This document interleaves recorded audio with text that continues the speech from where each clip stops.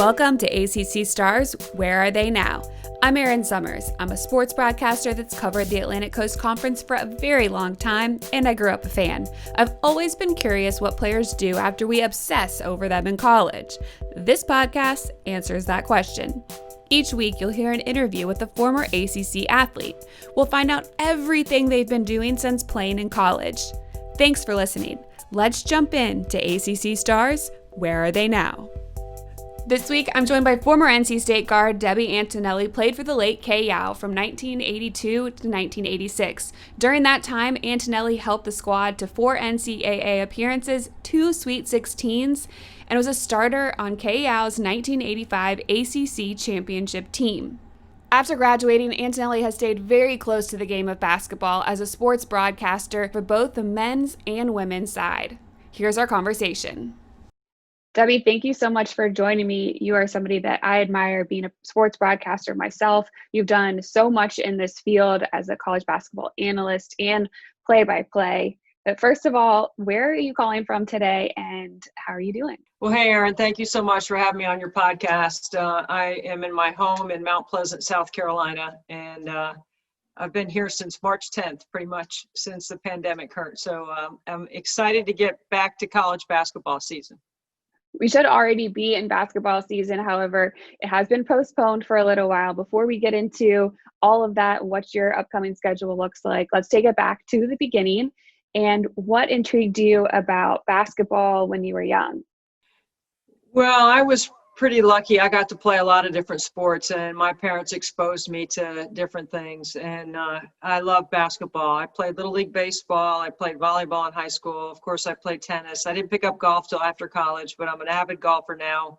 But basketball was a sport that I think I was most drawn to. I just love playing. I love being on a team. I liked practice. I liked all the things that came with, trying to be the best player and best shooter I could be. And I really got exposed to college basketball when I was in 8th grade, when my parents took me to Reynolds Coliseum, and I sat on the railing and watched Kay Yow's great teams back in the late 70s, early 80s. And I got a chance to be a part of that. So that's really where I was introduced to the game, where I realized that girls play basketball in college and you can actually get a scholarship to do it. When you were sitting there watching the women play and watching Kay Yow coach, when did you decide that that was the program for you, where you wanted to go?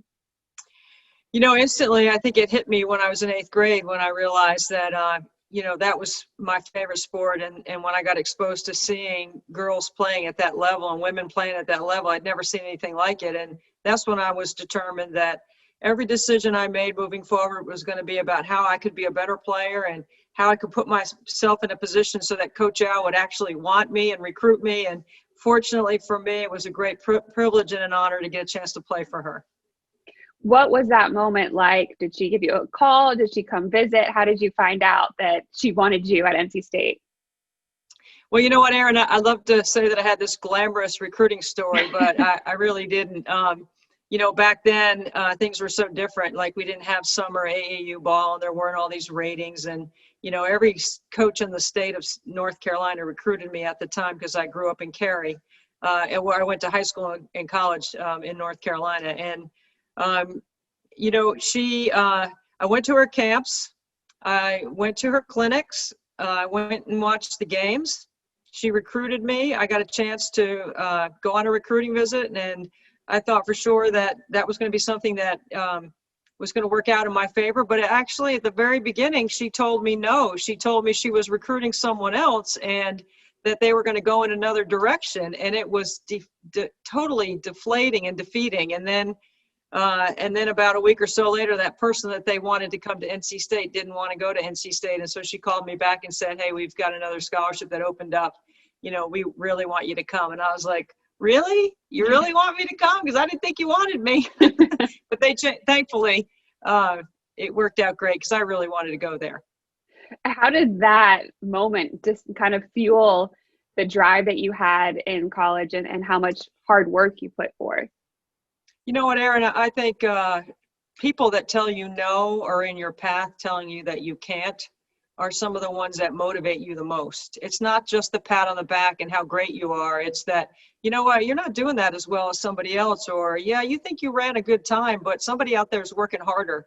And my parents certainly were like that, especially my dad. I think they're just encouraging me not to ever be complacent and try to get better and try to, be the best you could be. And, so it's ironic that you remember those people. Like still today, I can remember the people that told me I was too slow or I wasn't strong enough or I would never play. And that motivated me to prove them wrong. When you were at NC State, everyone speaks so highly of Kay Yow as a coach and as a person. What to you kind of stands out as some of those stories that really embody who she is? Oh gosh, I wish I could sum it up so simply and so easily in just a few words, but as uncomplicated as Coach Yow was, I say that because she led with her heart. She had a servant's leadership attitude. She thought people made the difference. You treat people the way you want to be treated. It was pretty simple, really. As a player for her, she never yelled at us. She was a teacher. And I think the way she taught us to play and the fundamentals of the game and the concepts that we played inside didn't require yelling. And if you didn't box out, and she told you didn't box out, instead of being upset, instead of her yelling at you, it was more like you were upset because you disappointed her. And I think that's the teacher background in her. And it certainly is a great way to discipline your teams and to run your family or run your business. The teams that you were on over those 4 years had a lot of success. You ended up starting for 3 years while you were there. You went to several NCAA appearances, ended up winning an ACC championship as well. What are some of the moments that stand out to you? Oh, you hit some of the highlights. Playing on 4 NCAA tournament teams and 2 Sweet 16s, getting a chance to cut down the nets in the ACC tournament. I think about the other 2 times we lost in the finals as well as the one time we did win. So I got lucky and got to play for 3 championships, so we only won 1. Being ranked in the AP top 20 all 4 years, playing with some great players and great people that are still my friends. It's so cliche and people don't, when you're in the moment and you're worried about how many points you scored and how many rebounds you got, none of that matters later on. It's the friendships and the bond and the relationship that you built and the opportunity to compete at the highest level and how you learn how to compete and handle success and failure are things that help you on a team anywhere you go because you're always going to be on a team. Absolutely.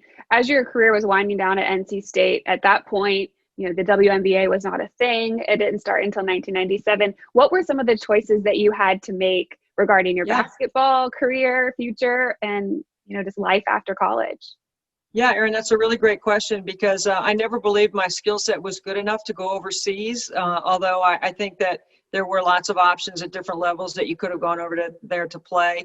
I thought about coaching, but what ended up happening for me is I was able to get into grad school at Ohio University and start my master's degree in sports administration. And that allowed me to stay in athletics. And what I was really tracking on at that point was being an athletic director. That's what I wanted to do. So I was able to go to grad school and start my career in athletics at the University of Kentucky, where when I got to Kentucky, I like to tell people now it's not the marketing and licensing and fundraising bonanza that it is now. It's just unbelievable the brands that I got to work for at Kentucky and then at Ohio State. But when I got to Kentucky, there was a secretary and an assistant AD for marketing and fundraising, and I was the intern. I stayed for a year, and then they created the director of marketing position. So I actually was the first director of marketing and athletics at Kentucky, which was just absolutely remarkable.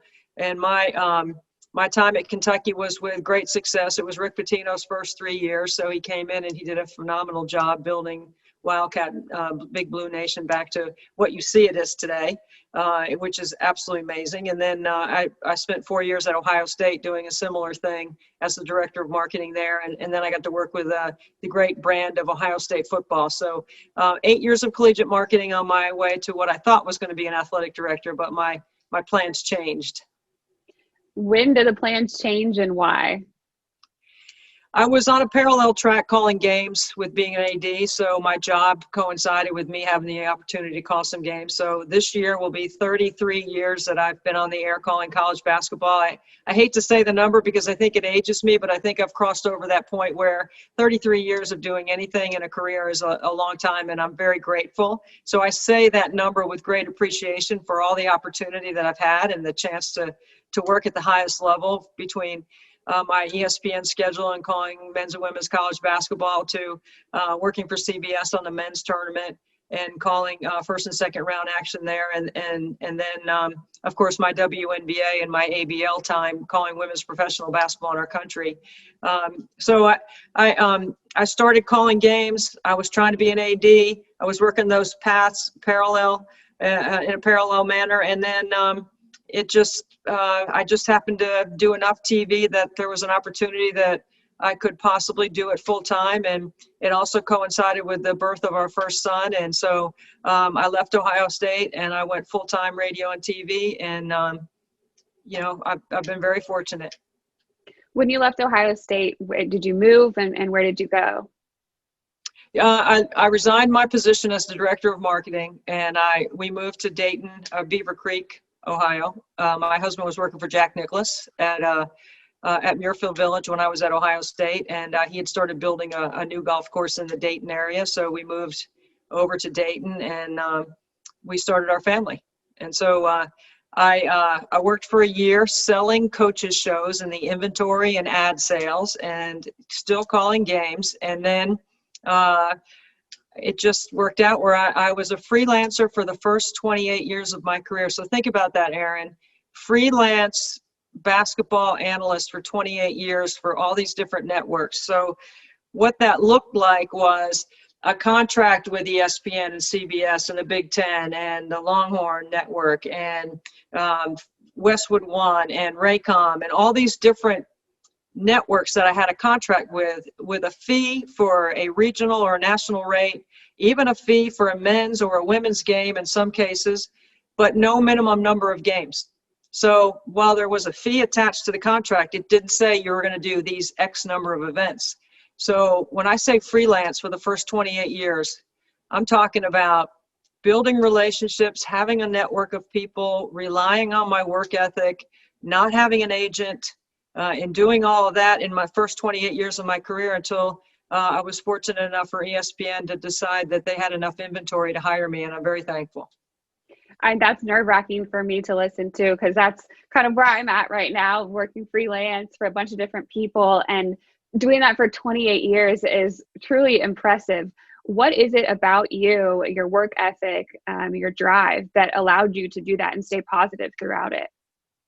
Well, that's a great question. I don't know if anybody's asked me it that way. I love the game, and that was the overriding factor for me. I loved practice. I like breaking down film. And I thought at the end of the day, if anybody was really paying attention, that they would hear that in any broadcast that I did. They would hear a breakdown. They'd see a deep dive into how something or why something happened. It wouldn't just be a surface of describing the play. They would see my enthusiasm and my passion. They would see my work ethic. They would hear the fairness and the great parody about our game in my voice. That's what I relied on. And then I relied on the relationships that I had worked, the things that I had done in my 8 years working on college campuses and meeting so many people. I mean, I go back to something that I haven't thought about in a long time. The National Association of Collegiate Marketing Administrators was an association that the NCAA formed, and Joe Castiglione, the AD at Oklahoma right now, was the first president of that, and I served with him on that very first NACDA committee. And so that allowed me to meet a lot of people. And when you work at Ohio State and at Kentucky, because the brands are so strong and there's so much success around those brands, you get to meet a lot of people and you get to learn from what others are doing. You get to share a lot of thoughts. And that's something that I think helped me with my network. How have you seen the game itself change over all of that time? Well, interestingly enough, on the women's side, the best field goal percentage in the history of the game was in 1985. Okay, think You about that. played in college, right? When It you was finished during college? my time, yes. And 44.3 on the women's side was the best field goal percentage in the history of the game. Now think about that and how much the game has changed on the outside, from the way we perceive the game, the way we deliver it, the way it's sold, the way it's presented. You know, back in the early 80s, there weren't any games on TV. The only games on television were the national championship CBS telecasts. And now we have all this volume of inventory to sell our game. And, you know, think about what I just said, and then understand why, if you've ever listened to me, you hear me talk about shoot till your arm falls off, or what we were put on this earth to do, score, why I care about offense and see the game through an offensive lens. It's true on the men's side. They've had to change some of the rules to open up the freedom of movement and remove some of the physicality so that we could get higher scoring games, because people care about offense. Football rules have changed because people care about offense. Aaron, I've been preaching offense in the women's game for, I hate to say 20 years, but it's been at least probably 20, because I sat in that seat as a director of marketing at two major institutions with two great brands. I've done that job. I've sold women's athletics. I've sat there and marketed and promoted, and I know that if the product isn't any good, no one is going to buy it. Let me give you a perfect example. If you go into the grocery store and you look at the end cap, and the end cap has a product on it, so it's in a great position, you can't miss it when you walk in. It has a 2-for-1 promotion on it, and it has a very low price. But if that product isn't any good, it doesn't matter where it's positioned or what it costs or what the promotion is on it. If the product isn't any good, nobody's going to buy it. Offense is our product. Offense in the women's game and in the men's game, it has to be about offense. I don't disrespect the defensive side. I'm just saying that's how we market and promote and push our sport forward. Is 44.3% in 1985 is not good enough right now. And so I'm always advocating for coaches to get their players in the gym. I'm advocating for players to get in the gym. I want people taking shots. You got to be making shots. Yeah, you think that's the key to the WNBA game continuing to grow? I think it's a big key. I think the highest field goal percentage in the NBA this year was the Lakers. They shot 48%. The lowest percentage in the NBA this year was the Charlotte Hornets. They shot 44%. Okay, the WNBA, I can't tell you what the league average was, but the best field goal percentage was the Seattle team that won the championship, and the lowest were several teams in the 30s. Okay, we just have to make open shots. The game has changed, the space has changed, and to go back to your question, you know, I hope I've sort of weaved my way through an answer. Like, it's grown. There's a lot more opportunity to watch, to participate, and to be a part, but I care about offense. So any chance I get, I'm talking about why I see the game through an offensive lens and why I think it's important. For you, what is the next step in your broadcasting career? To help people like you is really important to me. You know, that there are a lot of young women coming up that won't have to go through it the way that I had to go through it. I mean, in the very beginning of my career, there weren't many games at all on. So if I could do a game, it didn't matter if I got paid or if there was any travel expenses or anything. I did some games for free. I did some games for $50. Now, this is 33 years ago. Now, I hope nobody is having to do that today. But I sat in the truck. I learned inside the truck all the different jobs. I pulled cable. I tried to stick my nose in as much as I could to try to learn the other jobs. And you know, as somebody who's in front of the camera, that, you know, there might be two of us in front of the camera, but there could be 30 plus other people behind the scenes that really make our jobs easy and make it look simple. And they set you up for success. So it's 100% a team effort in that. But I've been pretty fortunate. I mean, at the end of the year, I'm calling games when teams are cutting down the nets, which I love. It's one of my favorite parts because I know how hard the journey is. And I think getting to call the NCAA men's tournament as an analyst this year would have been 4 years, has been a huge blessing in my career for sure. How about the opportunities that there have been for women broadcasters? You mentioning being able to call a men's game is something that, wasn't happening at the beginning of your career, and we're seeing more of those opportunities. How much have you enjoyed being a part of that and being an inspiration to other people? Well, I mean, I've been calling men's games since the mid-90s. So I've been doing it for a long time. I was one of the first, and I think Doris Burke and I were the first to be calling men's games a long time ago. Ann Myers, Drysdale called some men's games. I think Nancy Lieberman called some men's games. So if my name is in a pool of names like that, boy, that's pretty exciting, because those are some people that are my friends that I really admire and have all done incredible things for the women's game. I think, I challenge all young women to keep working hard, and you have to work hard, and you have to be really buttoned up, and you have to know your material, and you have to be prepared. And yes, people are going to look at you through a different lens, and they might not be used to hearing your voice, but your attitude has to be more like, I don't need to prove anything. Somebody hired me because they believe me. I don't need to validate that I deserve to be here. And then on the other side, it's kind of like, yeah, bring it on. You want to challenge me on icing ball screens on the side of the floor, or how we're going to defend the middle pick and roll, or, when we're going to trap when we reverse the ball, and when it ball's on this side, we're going to be in man. Yeah, you can bring that at me. But if you don't like my voice, or, you think women don't belong, I don't have any time for any of that. And neither should anybody like you. You should work hard and know that you put the time in, and believe that you're doing a good job, and work hard to do it. And I like to say at this point in my career, and I try not to think that I have the attitude of going into any situation where I feel like I have to prove something. I would rather go into the situation trying to improve.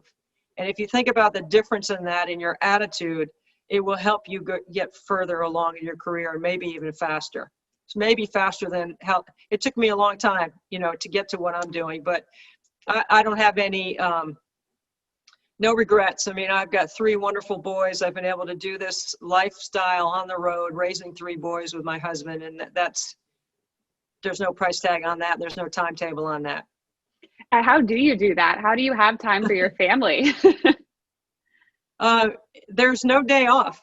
I mean, I'll tell you that, when the boys were younger and I was traveling a lot, there was no time off. It's not like you come home and crash, and there's always something going on. And, my 3 guys are now 3 young men, and they have all understood and embraced the lifestyle that we had. And they knew that I was going to be gone, but they also knew I was coming back. And, I think it's just, you have to have an incredible team. You have to have incredible discipline and execution. It's very much like a game plan or a playbook that you would put together if you were running a team. There's pieces of it that I have drawn on over the years from some of the great leaders and communicators that I know are coaches in our game, that have helped me along the way. And then there's been a lot of women that have encouraged me. I know my three guys are going to be 3 great men, because my husband's a great guy, and I know they'll handle the responsibility and handle whatever adaptations that come along and that they have to make. Not only have you had a lot of time for your family, and that's been important to you, but you also do a lot of charity work, a lot of community work. What are some of the organizations that have been important to you over the past few years? Well, there's a lot that are very important to me. Number one would be the Kay Yow Cancer Fund. I serve as a special classification on that fund, which the best way I can explain it to people is Coach Yow selected a small handful of us to always serve on her board and never come off. We never rotate off. And we are supposed to fulfill the mission and the vision that she had, which was to try to, beat cancer, find a cure for cancer, and improve the quality of life of the people that are battling cancer. And so being a lifer is what we call ourselves in that classification. One of the great compliments of my life is that she selected me along with another former player who was older than me. Of all the players that played for at NC State, that's an incredible responsibility and an incredible compliment. So the Kay Yow Cancer Fund is very important to me. And then Special Olympics is very high on my list. My middle son, Frankie, is a senior at Clemson in the Clemson Life program. Life is a program that Life stands for Learning is for Everyone, and it's a program for it's a post-secondary educational experience for students with intellectual disability. And my middle son has Down syndrome. So I do a Special Olympic fundraiser. I started a couple of years ago. I shoot free throws for 24 hours. What that looks like is on the top of every hour, I make 100 free throws. So at the end of 24 hours, I've made 2,400. It's called 24 Hours Nothing But Net. And in 2 years, Aaron, we've raised over $210,000 for Special Olympics in South Carolina. And we desperately need the money for programming and for opportunity for those athletes to train. So that's probably one of the best things I've ever done. It requires, it's incredibly physically taxing, and it requires a lot of work before. So my workouts have changed. I haven't worked this hard since probably college in terms of workouts. And then for somebody like me that's getting AARP mail and out there doing burpees and free throws, it's a little odd for my neighbors, but it's great because it gets me ready to do the fundraiser, and I want to do it well because the better I can shoot it, the better the story is for Special Olympics. And you can't have lost your touch though, right? I mean, it's just kind of repetition. Right. It's like riding a bike, once you get out there and it's free throws. My range has shrunk, but I can make free throws. A typical year, maybe not a COVID year, but what would your busiest time of the year look like schedule-wise? Oh gosh, my travel would typically start like end of September and go all the way through to the Final Four. So it would be a good 5 to 6 months of basketball travel. And there were years where I could be gone for 3 weeks. I could have 15 games in 16 nights in 15 different states. And it was amazing to carry that kind of schedule. But like I said before, as a freelancer, I was always trying to find a way to say yes and not trying to find a way to say no. And I never let fatigue or saying I was tired be an excuse, because I chose to have that schedule. And I chose to take myself away from my family during those times to try to build a career for what you hope would be a better life for your family, right? So my prep is, I think, is pretty extensive. I mean, I watch a lot of film. I like Synergy as a resource to break down some analytics. I like going to practice. I desperately miss not doing that during COVID. And then the game is the reward. You put all this work into preparing for a game. I want the coaches and the players to know when they see me that they will know I will be prepared, I will be fair, and I will have a good time while I'm calling the games. And that camaraderie of being with your team on game day after you've done a lot of prep is really fun. And that's the stuff that us that have been in the business a long time, we miss that camaraderie with our teammates on the road, because that's a big part of making it all worthwhile. What will your schedule look like? Where can we find you this upcoming basketball season? Well, because it's November 9th and not many basketball schedules are out yet, I know. We don't know what that's going to look like. Predominantly, if I was to go off of last year, I would be ACC, SEC, men and women heavy, and then on the national scene on the women's games, whatever the big national games were on Big Monday. And then, of course, the men's tournament and the women's tournament. So I am waiting for my schedule. I will have what is called a home kit. I did 33 games this summer for the WNBA on NBA TV and CBS Sports from my house. So I'm anxious to get my home kit to get started for this college season. How difficult was that, calling a game from your house versus being there courtside?